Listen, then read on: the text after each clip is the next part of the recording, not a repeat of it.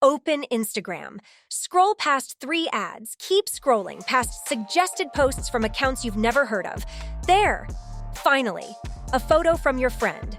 More ads, more suggestions. Another friend's post. Buried like a needle in a haystack of sponsored content. This isn't just annoying. It's the end result of a process that's quietly destroying everything that once made the internet amazing. What happened to Instagram isn't a mistake or a single bad decision. It's part of a predictable pattern that's transformed every major platform you use. Google search is drowning in ads. YouTube interrupts videos every few minutes. Amazon's first page of results is almost entirely sponsored products. The incredible tools that changed our lives are being systematically degraded before our eyes, and understanding why this happens is crucial to understanding our digital future. Today, we're exploring how internet platforms go from revolutionary to predatory, following a pattern so consistent it has its own name, tification. We'll trace the life cycle of these platforms, reveal the forces driving their transformation, and examine whether this degradation is inevitable or if there's still hope for a better internet. Every major platform follows 3 distinct phases. Let's use Uber as our example because its transformation has been particularly dramatic. In 2009, Uber launched with a revolutionary promise. Tap your phone and a car appears. The experience was magical. Rides were cheap, often half the price of traditional taxis. Cars were clean, drivers were friendly, and the app worked seamlessly. This wasn't just good luck. Uber was deliberately losing money, subsidizing rides to build its user base. The company's founder had a genuine vision: make transportation as reliable as running water. Venture capital made this possible, funding years of losses to achieve rapid growth. This is how all great platforms begin. YouTube offered free video hosting when storage was expensive. Facebook created a clean, ad-free space to connect with friends. Amazon lost money for years to offer unbeatable prices and fast shipping. Once Uber had enough users hooked on cheap rides, it turned its attention to drivers. It offered generous bonuses, fuel discounts, and flexible hours. The pitch was compelling. Be your own boss, earn good money, work when you want. But this phase wasn't about helping drivers. It was about building dependency. Uber needed drivers to be as locked into the platform as riders were. Many drivers bought cars specifically for Uber, taking on debt based on projected earnings. The trap was set. This matches what we saw with other platforms. Facebook encouraged businesses to build pages and gather followers. YouTube pushed creators to build channels and audiences. Amazon got sellers to depend on its marketplace. Each platform became an essential gateway to customers. This is where we are now. With both sides locked in, Uber has steadily raised prices while cutting driver pay. Surge pricing has become more extreme. Features that were once standard now cost extra. The initial vision of transportation as reliable as water has been replaced by pure profit extraction.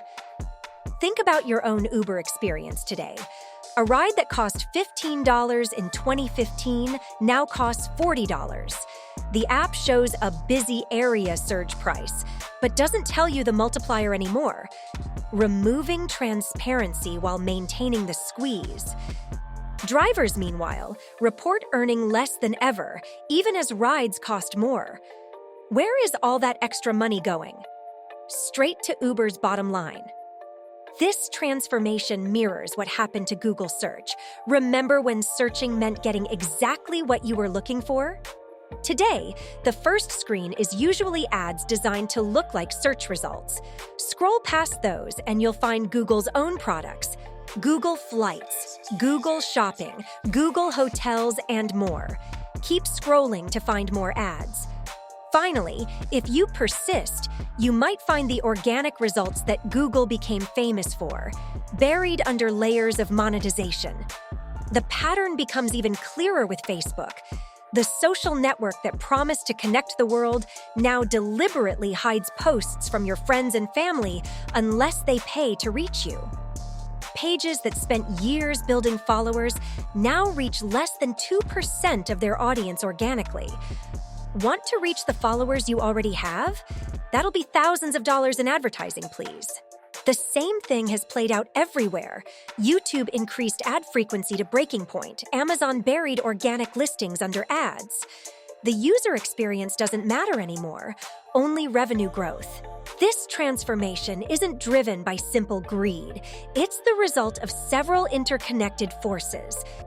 Startups begin with founders solving real problems, but when venture capital comes in, it demands exponential growth. This creates a fundamental contradiction. To grow that fast, platforms must offer an incredibly good service, often at a loss. But once they achieve market dominance, they must become immensely profitable to compensate. The initial vision becomes incompatible with financial demands. When companies go public, this pressure intensifies. Quarterly earnings become everything. The original founding team's influence diminishes.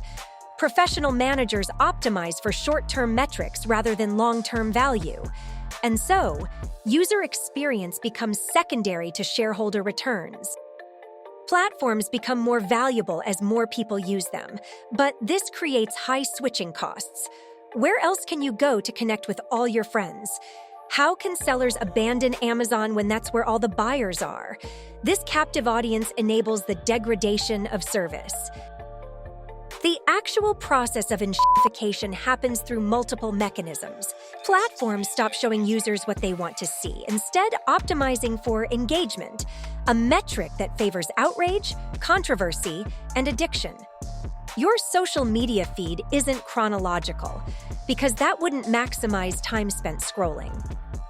Companies also employ psychological tricks to manipulate behavior.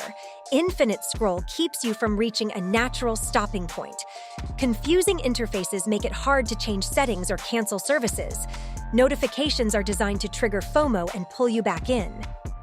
Every click, scroll, and pause is tracked and analyzed. This data isn't used to improve your experience. It's used to predict and influence your behavior for profit. The platforms become optimization machines for extracting maximum value from user attention. Basic features that made the platform useful are gradually paywalled or removed.